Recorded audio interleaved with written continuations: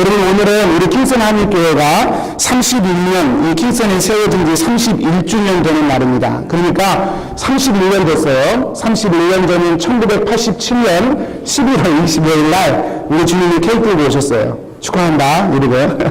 31년, 1987년 11월 25일 날 킹선 한인교회가 창립 예배를 드렸습니다. 근데 사실은 사진 한번 보여주시겠어요? 이제 사진 한번 볼 텐데요.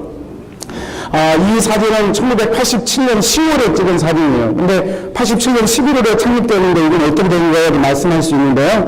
1986년도부터 예비 모임이 있었습니다. 그래서 킹선의 한글학교에서 믿는 분들이 이렇게 박동민 목사님이라고 하는 분을 통하여 개척 준비 모임을 1년 정도 진행했어요. 그래서 지금 그 사진들이 지금 이런 사진이고요. 근데 그 와중에 박동민 목사님이 사임을 하시고, 이게 서옥수 그 당시에 전도사님이 베델 선교교회, 토론토에 있는 베델 선교교회 지원을 받아서 개척을 준비하시다가, 이 서옥수 목사님이 사진에 있으신 거죠. 그렇게 하시다가 1987년 11월 25일 날 창립 예배를 드리게 되고, 그리고 그때부터 킹선 한인교회를 정식으로 선포하고 교회가 이루어지기 시작했어요. 그래서 저희가 이날을 기점으로, 그래서 항상 11월 마지막 주를 저희가 창립 예배로 이렇게 주님 앞에 드리고 있는 것입니다.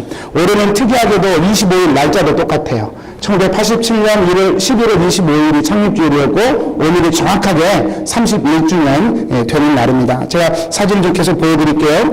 이 사진이 지금 창립 예배 때 찍은 사진이에요. 이렇게 사람들이 많죠. 이것은 아마 토론토 베델교회에서 지원 나오신 것 같아요. 성가대도 나오고 이렇게 지원을 해주신 것 같아요. 토론토 베델교회는 재밌는 게, 지금도 여러분 영어 통역을 이렇게 해주는 우리 노주인 양 있잖아요. 노주인 양 아버님이 지금 거기 담임 목사님으로 사역하고 계세요. 그러니까 아직도 우리 교회와 연이 있는 그런 교회예요. 토론토 베델 선교교회에서 이렇게 지원을 해주셔서 이렇게 창립 예배를 드렸습니다. 한 1년 정도 지난 사진 한번 볼까요? 1988년 11월 25일 사진이에요. 11월 마지막 주 사진이에요. 1주년 기념 예배 사진이 좀 제법 많이 모였죠. 벌써 이제 킹선에 살았던 분들이 많이 보여요. 근데 제가 사진을 보니까요, 창립 예배 때 찍었던 분들이 지금 이 자리에 한 분도 안 계세요. 그리고 1주년 때 사진을 이렇게 제가 보니까 한 분 계세요. 우리 최원재 집사님하고 이준희 권사님 한 가정만 보이고요. 지금 여기 있는 분들은 다 무예요, 지금. 그러니까 참, 세월이 참 오래전의 이야기구나. 그것도 한번 생각해 볼 수 있고요. 또, 교회라고 하는 게 사람은 바뀌지만 하나님이 일하시는 거구나 라고 하는 것을 다시 한번 느낄 수 있겠죠. 우리 청년들, 우리 중고등 말씀님 보시라고 제가 좀 몇 개 이렇게 추려봤습니다. 생사 사진 한번 볼까요? 이따가도 저희 맛있는 거 먹을 텐데요. 이때부터 많이 차렸어요. 하여튼 킹선 한인교회 음식은요, 정말 놀라워요. 놀랐습니다. 정말 이렇게 정성을 다해서 음식들을 준비해 주셨어요. 그러니까 우리 장경덕 집사님 정말 상큼하시죠? 지금도 상큼하신데 정말로 젊으세요. 우리 박영성 우리 박사님이 좀 보이시고요. 또 김재호 집사님도 보이고, 그래요. 아마 무슨 날인지는 안 써져서 모르겠는데 아마 교회 창립주일이 아닐까 추측해 보는데, 굉장히 오래된 사진이에요. 20년 된 정도 사진인데 이제 또 이렇게 행사를 하셨습니다. 또 하나 사진 보여드릴까요? 이 사진, 제가 어디서 찍었는지 모르겠어요. 어디서 찍었는지 모르는데, 우리 원동원 장모님 정말로 상큼하시죠? 청년 같죠? 우리 원동원 장모님이 저보고 깜짝 놀랐어요. 그리고 우리 김영호 집사님 청년 같으시고요. 또 그 옆에 두 분은 제가 누군지를 모르겠어요. 아마 우리 성도님들은 아시겠지만 저는 잘 모르겠어요. 우리 이민경 원사님 아가씨 같아요. 우리 김영호 원사님 아가씨 같아요. 이런 날이 있었습니다. 교회가 이렇게 세워지면서 이런 날이 있었어요. 이게 2004년에 찍은 사진이에요. 그러니까 지금으로부터 15년 전 사진이 되겠습니다. 15년 전에 여전히 킹선 한인교회를 이루시고 교회를 이루신 분들이 있구나 제가 볼 수 있었습니다. 또 한 장면, 다음 장면 보여주시겠어요?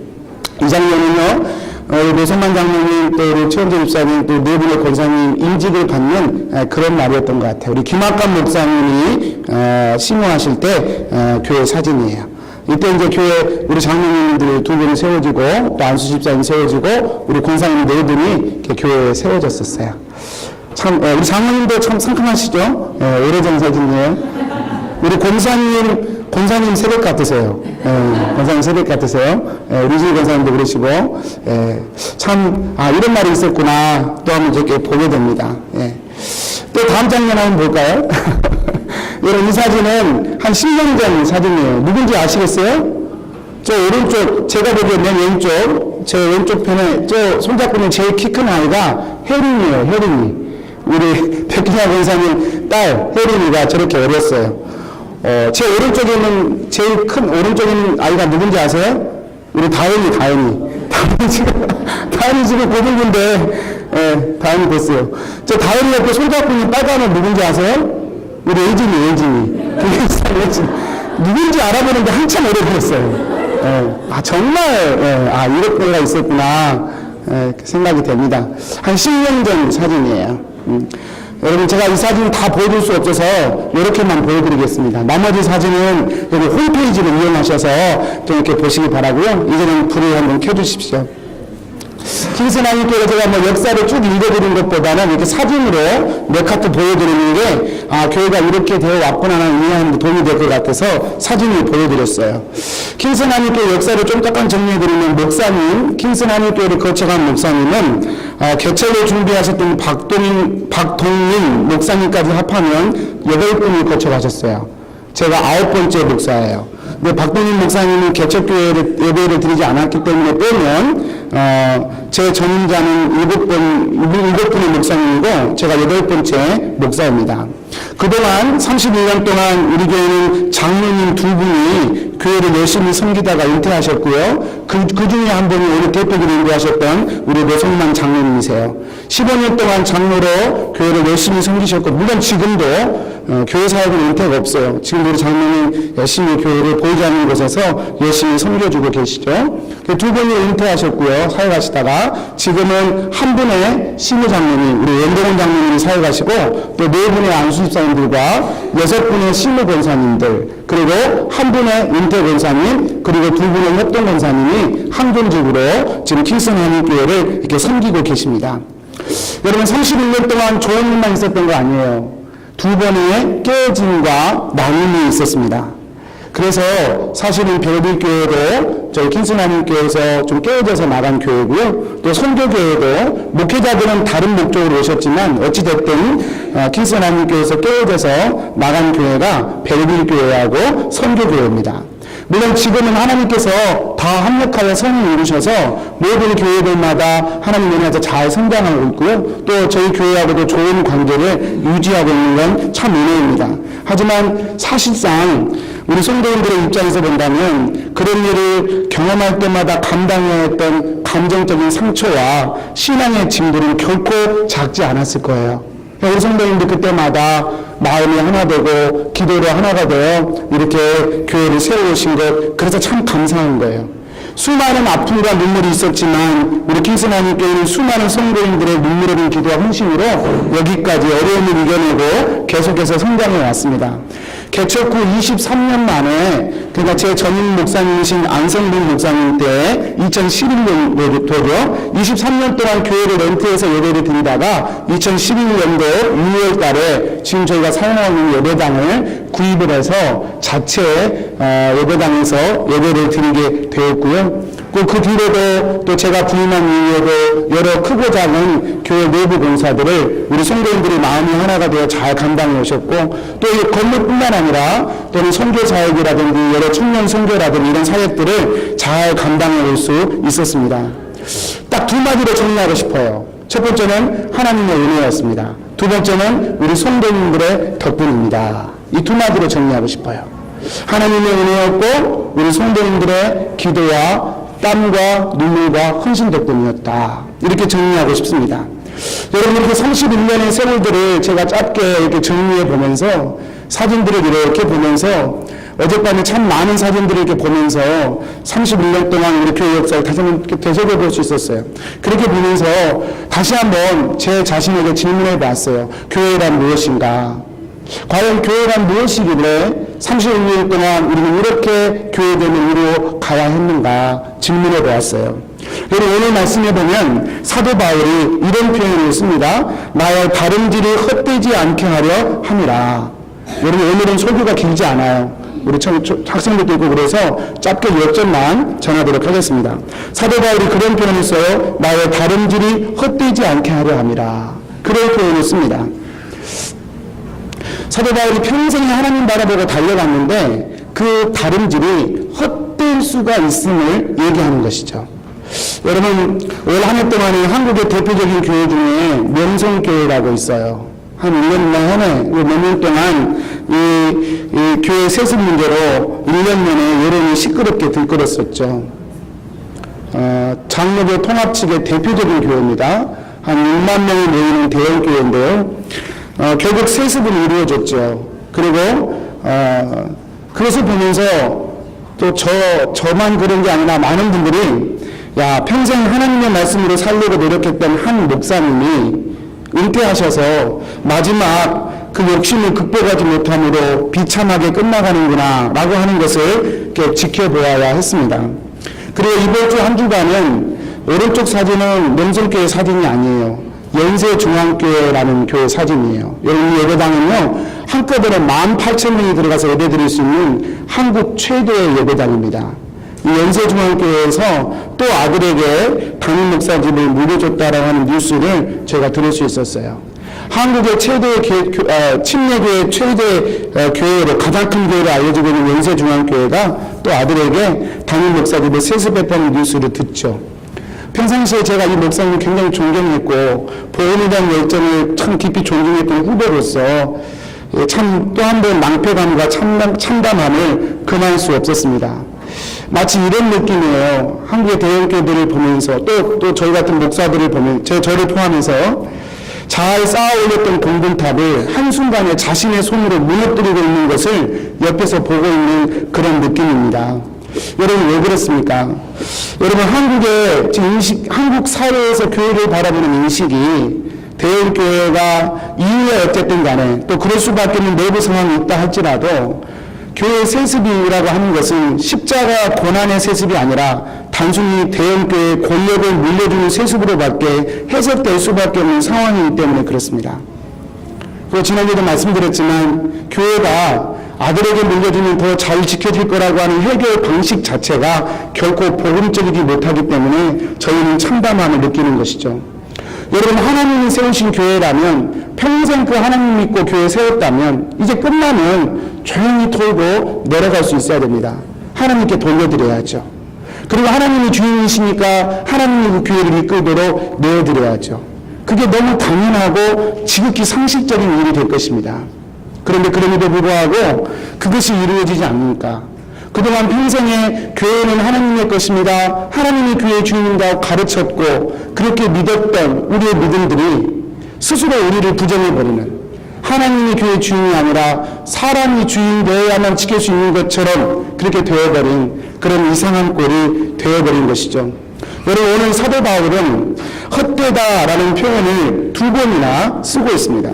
여러분, 그 말은 교회가 아무리 수고하고 애써서 세워졌다 하더라도 그것이 마땅히 서 있어야 할 자리에 서 있지 않는다면, 그 자리를 벗어난다면 얼마든지 그 모든 것이 헛된 일일 수밖에 없게 되는 그런 가능성을 교회는 가지고 있음을 의미하는 것일 것입니다. 여러분, 바울은 교회 개척 전문가입니다. 바울은요, 선교에서 교회를 세우는 게 그의 사명이었습니다. 그는 평생에 이걸 바라보며 달려갔던 사람입니다. 그런데 그가 표현하는 거예요. 내가 이렇게 달려갔던 내 모든 것이 헛될 수 있다라고 얘기하는 것입니다. 이 모든 것이 다 헛되어버릴 수 있다라고 하는 경고를 스스로 갖고 있는 것이죠. 여러분, 생명을 걸었어요. 인생을 걸었어요. 근데 그게 헛된 일이에요. 얼마나 무섭고 얼마나 마음 떨리는 그런 일입니까? 도대체 왜 이런 일이 벌어집니까? 오늘 사도 바울은 이 시도에 대하여 교회가 복음이 아닌 다른 것 위에 세워지려고 하는 그 시도에 대하여 한 가지 제스처를 취하게 됩니다. 3절, 4절 말씀입니다. 우리 같이 한번 읽어볼까요? 시작. 그러나 나와 함께 있는 헬라인 디도까지도 억지로 할례를 받지 않게 하였으니 이는 가만히 들어온 거짓 형제들 때문이라. 그들이 가만히 들어온 것은 그리스도 예수 안에서 우리가 가진 자유를 엿보고 우리를 종으로 삼고자 함이로되. 바울이 교회가 복음이 아니고 다른 것에 세워지면 헛된다 라는 것을 지키기 위해 한 가지 제스처를 취하는데 그게 뭐냐면 헬라인 디도, 같이 데리고 갔던 헬라인 디도를 할례를 받지 못하도록 억지로 힘을 써서 그것을 막아버린 일을 지금 기록하고 있습니다. 여러분, 이유가 무엇입니까? 그것을 지켜보고 있는 거짓 형제들 때문이다, 그렇게 얘기해요. 좀 쉽게 표현하면 이런 겁니다. 할례나 율법을 구원의 조건으로 삼으려고 하는 거짓 교사들이 교회 안에 있었던 거예요. 하나님의 은혜 갖고 안 돼. 사람이 뭔가 의로워져야 돼. 노력을 해야 돼. 라는 단어로 바꿔서 교회 복음을 흔들려고 하는 이들이 있었기 때문에 그 세력들과 여러분 타협하지 않기 위해서 이런 제스처를 취하는 것입니다. 여러분, 우리가 이런 얘기를 하면, 목사님, 할례 받는 것이 무조건 나쁜 것입니까? 절기나 율법을 지키는 게 나쁜 건가요? 또는 어떤 의무감과 책임감을 가지고 순종하는 것이 복음과 반대되는 것입니까? 라고 질문할 수 있을 것입니다. 그러나 서둘러 결론부터 말씀드리면 그렇지 않습니다. 오히려 반대죠. 여러분, 복음을 알면 오히려 의무감이 더 생깁니다. 복음을 알면 오히려 책임감이 더 생겨요. 여러분, 사도행전 16장에 보면 좋은 예가 있는데, 사도 바울이 디모데라는 제자를 데리고 루스드라를 가게 됩니다. 근데 루스드라는 지역에 가서 사도 바울이 반대의 행동을 하게 돼요. 뭐냐면 디모데에게 할례를 행하게 됩니다. 제자인 디모데에게 할례를 받게 해요. 그 이유가 뭐냐면 그건 역시 유대인들 때문이에요. 도대체 왜 한쪽은 못 받게 하고 한쪽은 받게 했을까요? 여러분, 그 이유는 한 가지입니다. 사도행전 16장에서 할례를 받으라고 말하는 것은 유대인들과 복음의 접촉점을 갖기 위해서, 복음의 대화를 하기 위해서, 그들에게 걸림돌이 되지 않기 위해서 할례를 받도록 그렇게 유도했던 것입니다. 이유가 뭐냐면 복음 때문이에요. 그리고 오늘 갈라디아서에서 디도에게 할례를 받지 못하게 한 것은 역시 마찬가지로 복음 때문입니다. 어떤 사람들이 할례를 구원의 조건으로 생각하니까, 할례를 복음의 조건으로 생각하니까 그것을 허락하지 않기 위해서, 그렇게 오해할까봐 그것을 주장하는 사람들이 시퍼렇게 눈을 뜨고 주시하고 있으니까 그들에게 복음의 유일성을 보여주기 위해서 디도에게 일부러 할례를 받지 못하도록 시킨 것입니다. 이유가 뭐예요? 둘 다 복음 때문이에요. 복음을 증거하기 위하여 할례하는 거예요. 복음을 증거하기 위하여, 여러분, 허드슨 테일러라는 사람은 평생 중국 옷만 입고 살았어요. 중국에서 선교하면서 복음을 전하기 위하여. 그리고 한편에서는 복음을 전하기 위하여 일체의 율법적인 자기 의를 거절하는 영적 싸움을 사도 바울은 했던 것입니다. 여러분, 사도 바울이 주장하는 교회의 교회됨의 유일한 조건, 그것은 복음 위에 세워지는 것입니다. 예수 그리스도의 십자가와 부활의 그 복음 위에 교회가 한치의 흐트름 없이 세워지는 것, 그 복음으로 말미암아 성도는 하나님의 백성이 되고 그 은혜의 부르심에 따라 교회는 하나님의 교회로 서갈 수 있음을 분명히 얘기하기 위해서 지금 이런 제스처들을 취하는 것입니다. 지난주가 제가 우연히 주유소 옆을 지나갔습니다. 그랬는데요, 이 주유소는 아니에요. 제가 사진만 보여드린 거예요. 주유소 옆을 지나가는데 항상 켜져 있어야 할 기름값을 나타내는 그 가격 표시가 꺼져 있는 것입니다. 왜 그런가 그리고 궁금해서 봤더니 그때 같이 계셨던 분이 저에게 그런 말씀하셔요. 주유소에 기름이 떨어지면 저런다는 것입니다. 아, 주유소에 기름이 떨어진다. 참 생소한 경험이었습니다. 아, 주유소에 기름이 떨어질 수도 있구나. 그러면서 대학 때 저도 실제로 한번 경험한 적이 그 기억이 생각났습니다. 대학 때 차를 운전하고 가는데 주유소에 기름을 넣어봤는데 기름을 넣다가 이게 작동이 안 되는 거예요. 그러면서 그 주인한 씨가 하는 말이 기름이 떨어졌다는 것입니다. 그때 제가 불평을 하면서 아니 주유소에 기름이 떨어지는 게 말이 됩니까? 하면서 궁시렁거리면서 그 주유소를 나갔던 기억이 있습니다. 여러분, 주유소의 기름이 일시적으로 떨어지는 거야 그럴 수 있겠죠. 그러나 만약에 주유소의 기름이 계속해서 떨어지고 있다면 그 주유소 어디다가 쓸 수 있겠습니까? 그 주유소의 종교의 의미를 어디에서 찾을 수 있겠습니까? 만약에 그 주유소에 기름이 없다면 그 주유소는 그 종교의 의미를 잃어버린 그저 아무런 의미 없는 구조물에 지나지 않을 것입니다. 여러분, 교회도 저는 마찬가지라고 생각합니다. 교회에 복음이 없다면 이것처럼 이상한 일은 없습니다. 교회의 모든 일이 다 잘 이루어지고 좋고 또 다 모든 것이 좋아 보인다 하더라도 복음이 없다면 그 교회의 다름질은 헛된 일일 수밖에 없습니다. 반대로요, 교회에 아무리 문제가 많고 어려움이 많아도 복음이 살아있는 교회만 된다면 그 교회는 분명 좋은 교회, 복된 교회라고 말할 수 있을 것입니다. 왜냐하면 복음이 있는 교회는 하나님이 세우신 교회가 분명하고 복음이 없는 교회는 하나님이 세운 교회가 아닌 것이 분명하기 때문입니다. 말씀 정리할게요. 오늘 31주년 제가 맞이하면서 여러분 킹스하나님교회가 교회되는 것, 그것은 하나님의 은혜에 뿌리를 두는 것입니다. 다시 그 자리로 돌아가는 것입니다. 그리고 그 자리에서 하나님의 은혜 가운데 살겠다고 결단하며 다짐하는 것입니다. 그런 은혜가 저와 여러분 가운데 있게 되기를 바랍니다. 기도하겠습니다.